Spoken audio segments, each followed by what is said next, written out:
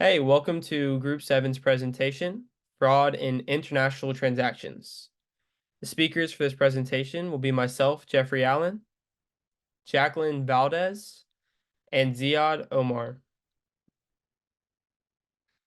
Now, to share a little bit of background information about fraud in international transactions, it spans from Egypt all the way to the United States. It also refers to unethical practices and its aim at manipulating financial processes. There is a couple key concepts I want to go over. The common types of fraud, how these fraudulent activities impact both the United States and Egypt, how we can minimize these fraud risks and their effects. We will explore these key concepts further to figure out how fraud can negatively affect businesses in both nations and their dynamics. Now we're going to go over the common types of fraud. First is phishing.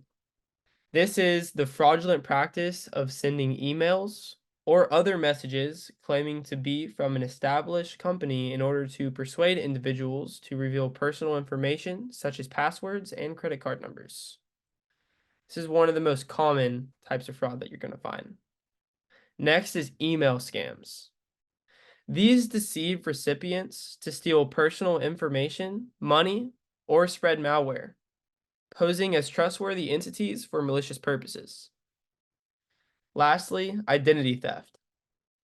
The unauthorized acquisition and use of someone's personal information, such as social security numbers or financial details, typically for financial gain or fraudulent activities.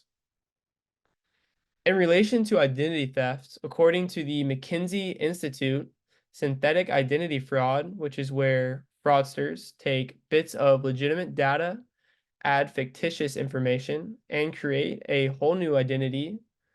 This is the fastest growing type of financial crime in the United States and around the globe, compromising about 85% of all fraud right now. Next is how these fraudulent activities impact Egypt and the US. As for the United States, cybersecurity conflicts include identity theft, social media scams, data breaches, and hacking systems targeting critical information, posing threats to national security and economic stability.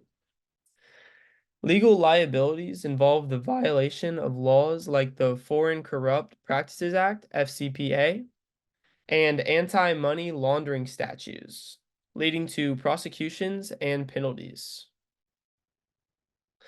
For Egypt, international fraud can negatively affect global trade relations that can lead to a loss of trust among trading partners, increased investigation on Egyptian businesses, and potential damage to the country's reputation. This can result in reduced foreign investments, trade restrictions, and strained diplomatic relations, negatively affecting Egypt's overall economic standing. In relation to both, damage these countries' international trade reputation, which decreases foreign investments and strains diplomatic ties. Negative reputation can also lead to trade barriers and economic consequences, tarnishing both nations from a global standpoint. Suffer from financial losses by undermining trust, impacting investments, raising compliance costs, which leads to economic effects as well. This also triggers regulatory investigation, prompting authorities to probe violations, enforce laws, and ensure compliance in both nations and businesses. According to the PwC Global Economic Crime and Fraud Survey in 2022, 51% of surveyed organizations said they experienced fraud in the past 2 years, resulting in financial loss, with over a quarter of these organizations losing over $1 million. Issues and challenges. There are many implications with fraud in international transactions. These implications can include reputation if the fraud isn't able to be solved correctly and will affect us again. Dealing with fraud can have a security impact in an international way because we won't be able to have the international support of other nations. There is a financial impact when dealing with fraud because the majority of fraud is unable to be identified. There are ways that you'd be able to help minimize fraud. Now passing over to Zad. Okay, let's talk about the reputation impact of fraud for all companies or even Egypt or in US. First of all, the main problem is loss of trust. We all know any business is built on reputation, well, leading to a loss of trust among customers, investors, and partners. This is especially critical in the international markets, where trust is a key component of business relations. Another issue is brand damage.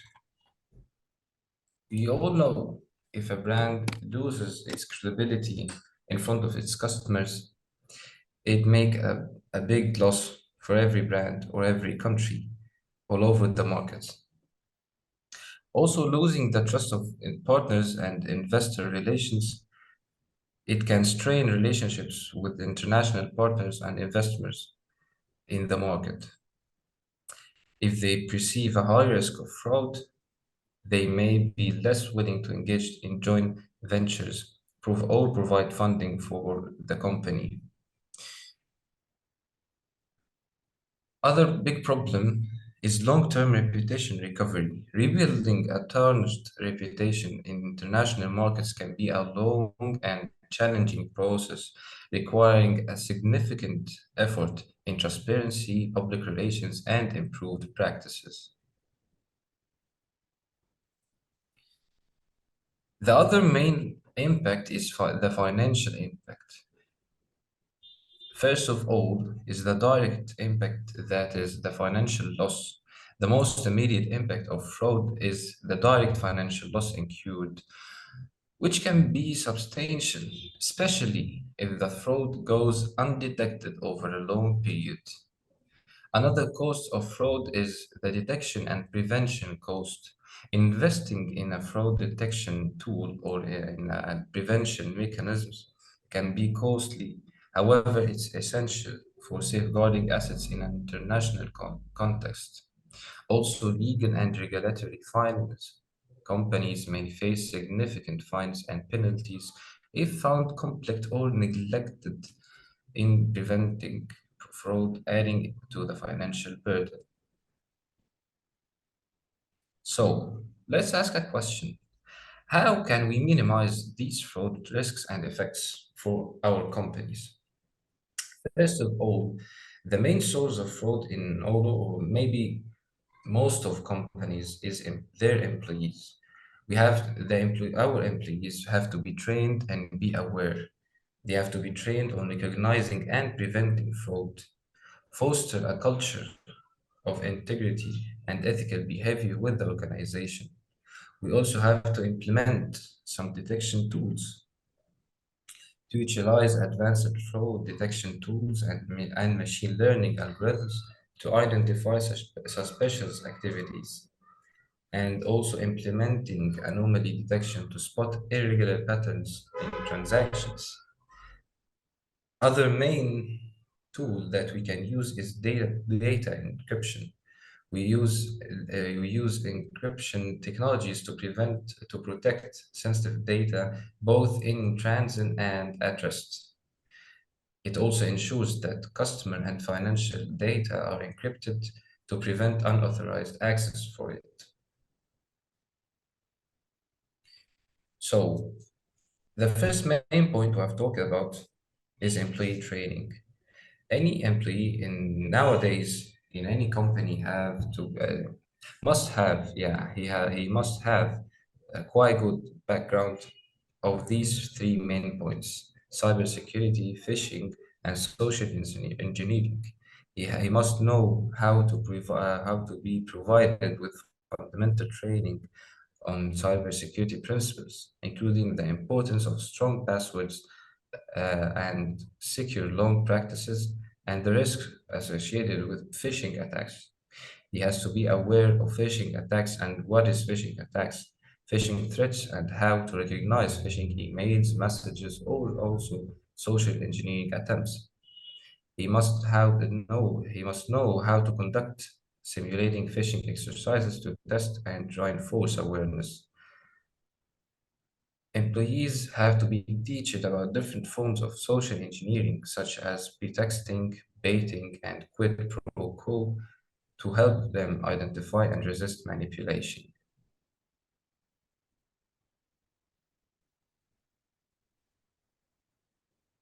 That second point, I will give the step for Jacqueline. Okay. In order to minimize these fraud risks and effects, we have to look into fraud detection. Fraud detection tools leverage advanced technologies, algorithms, and data analysis techniques to identify and prevent fraudulent activities. Some of these fraud detection tools include anomaly detection systems. Anomaly detection tools identify patterns or behaviors that deviate from the norm. Unusual patterns may indicate potential fraudulent activities. To apply the anomaly detection system, we start by detecting abnormal transaction patterns, login activities, or system accesses.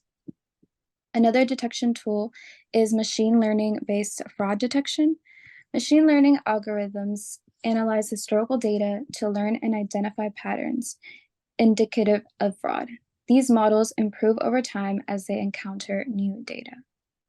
We apply this by analyzing transaction data, user behavior, and other relevant patterns to detect fraud. The final detection tools we will discuss is identity verification services. These services verify the identity of individuals through various means, including document verification, biometric checks, and knowledge-based authentication, to ensure that users are who they claim to be during account creation or high-value transactions. Next, we will move on to data encryption. Data encryption is a critical security measure that involves converting information into a code to prevent unauthorized access.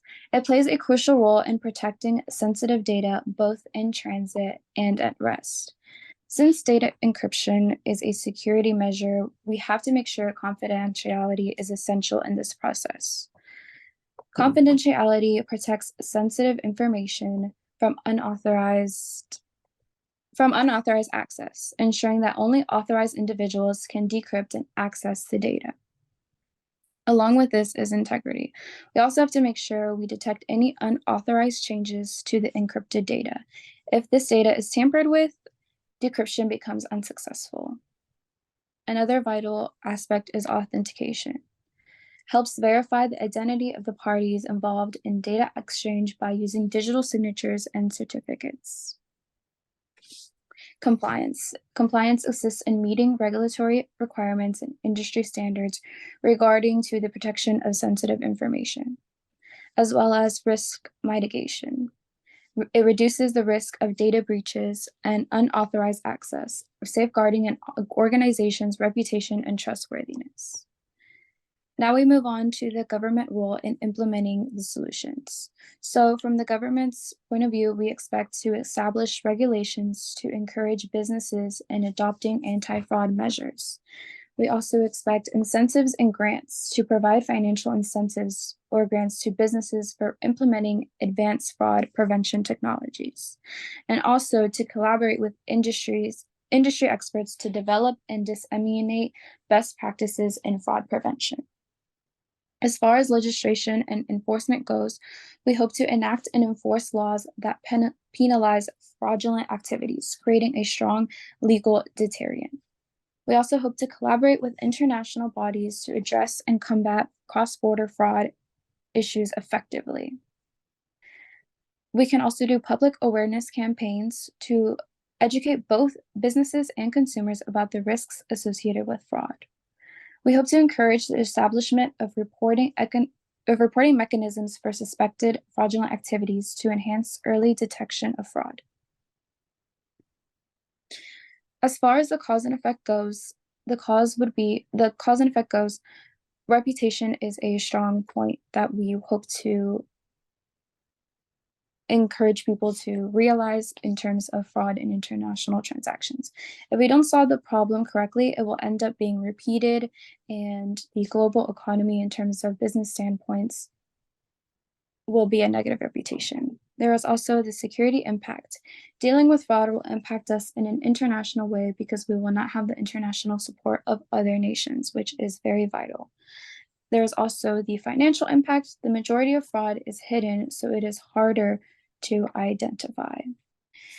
In conclusion, fraud in international transactions, including various types, can inflict financial and reputational harm on businesses in Egypt and the United States. When understanding how fraud can impact the operations of the US and Egypt, we can also then implement strategies involving collaboration, advanced technology, and regulatory frameworks that are key to safeguarding transactions and preserving the credibility of international financial systems. With this approach in place, we can help reduce fraud in international transactions to help aid in a strong global business environment. Thank you for your time. I hope you enjoyed the presentation.